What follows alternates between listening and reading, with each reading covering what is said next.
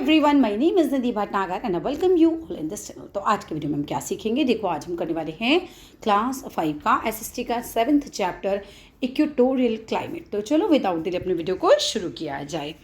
अब आइए, places forming the equatorial regions are found on both sides of the equator. अब देखो equator क्या होता है, ये देख रहे हैं आप, जो धरती को दो बराबर भागों में विभाजित करती है, ऐसी रेखा ये 0 डिग्री पर होती है।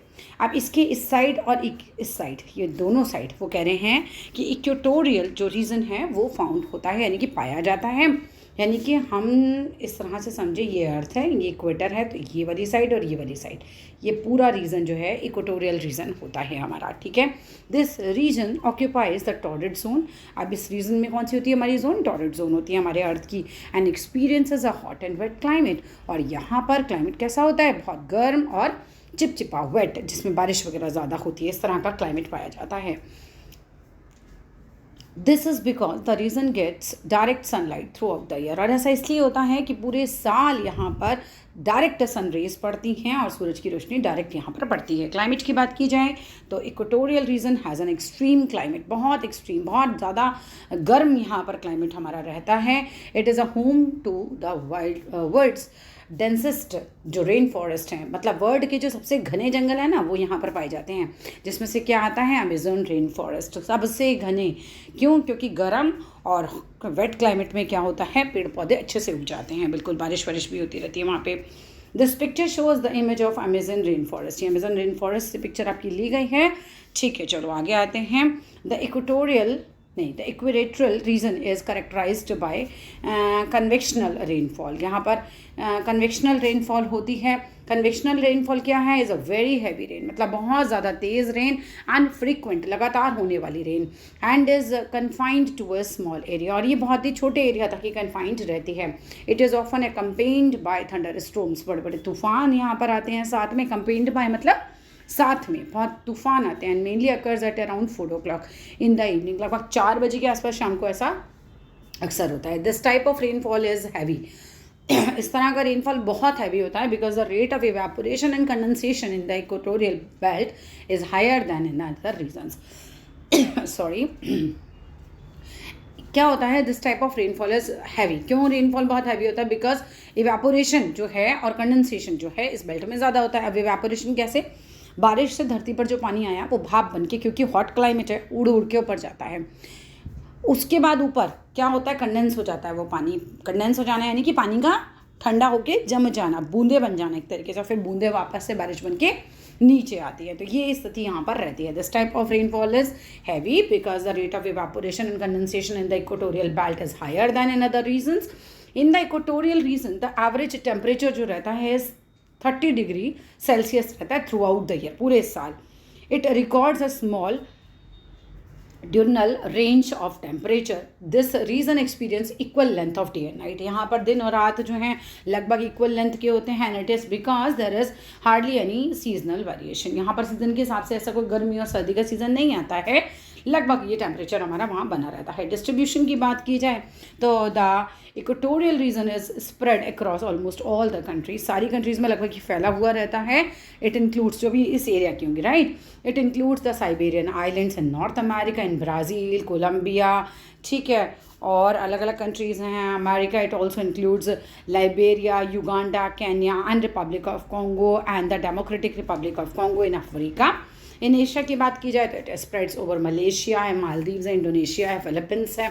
In India it covers the peninsular regions. Peninsular मतलब वो रीजन्स जो नीचे से तीनों साइड से समुद्र से घिरे हुए हैं ना, वो वाले रीजन, जो अंडमान एंड निकोबार आइलैंड्स, तो वहाँ तक है।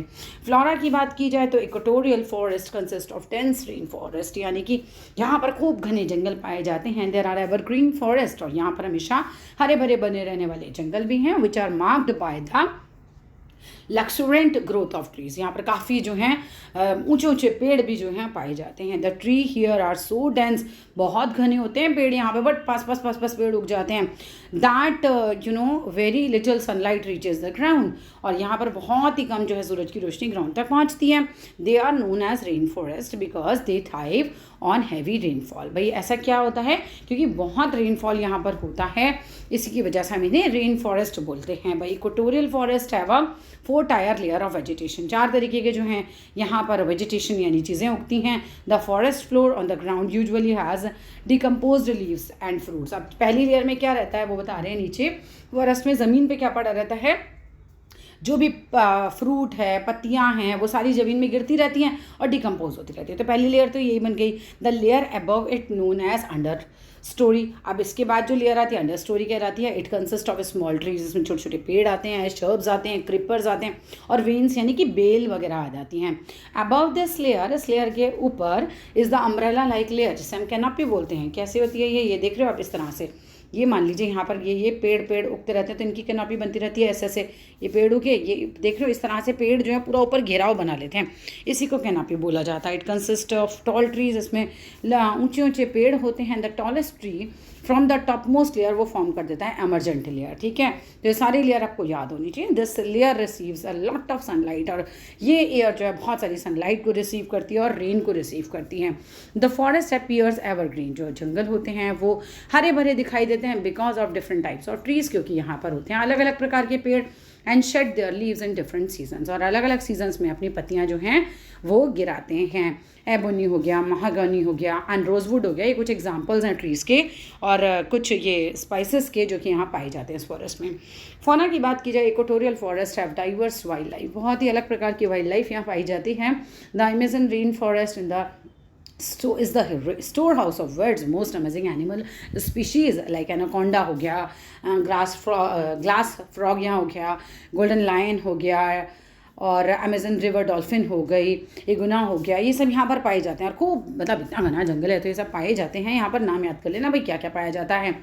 फ्लोरा का मतलब होता है पेड़ पौधे, फोना का मतलब होता है जानवर, right. The Congo basin and the forest of south east Asia are known as Paramate species like gorillas, chimpanzees, ठीक है। Many species of monkey like howler monkey, squirrel monkey and the baboons are inhabited these jungles, मतलब यहाँ रहते हैं। जैसे कि टोकाना, Macau हो गया, हमिंग बर्ड्स हो गई और पैराकिट्स हो गए, ये भी यहाँ पर पाए जाते हैं और found in this type of vegetation, इस तरह के वेजिटेशन में पाए जाते हैं। पीपल की बात की जाए यानी लोग, equatorial forest of very thick, बहुत घने होते हैं एंड रिमेन लार्जली इनएक्सेसिबल, और बहुत ज़्यादा इनएक्सेसिबल होते हैं, मतलब यहाँ ज़्यादा आप एक्सेस नहीं कर सकते, जा नहीं पाते। They are mainly inhabited by natives और ट्राइबल्स, और यहाँ रहने वाले लोग होते हैं, जनजातियाँ यहाँ पर रहती हैं। These includes natives of the Amazon basin के जो नेटिव्स होते हैं या पिग्मीज जो होते हैं ऑफ कॉन्गो, वो यहाँ रहते हैं। Basin and Jarawas of the Andaman and Nicobar island, the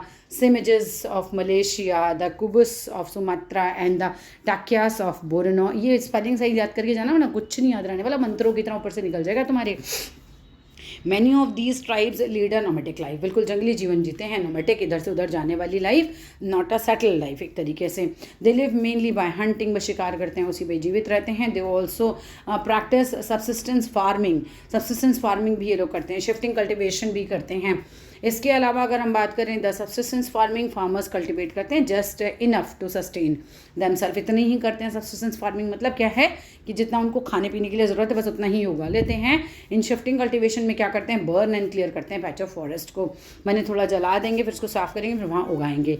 they cultivate the soil, cultivate करते हैं सॉइल को till it loses it's fertility, क्योंकि ये अपनी उपजाऊपन जब तक खो देता है उसको फिर कल्टिवेट करते हैं इसको उस सॉइल पे एक तरीके से।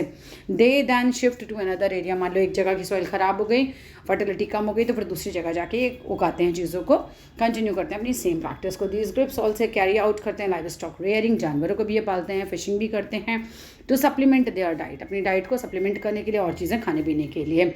Reverse draining these forest offer inland navigation and fishing opportunities. अब यहाँ पर जो रिवर बह के आती है इस फॉरेस्ट में, वो भी क्या करती हैं, बेसिकली फ़िश वगैरह यहाँ पर आ जाती हैं, उनको भी रहने की अपॉर्चुनिटी मिलती है जंगल में।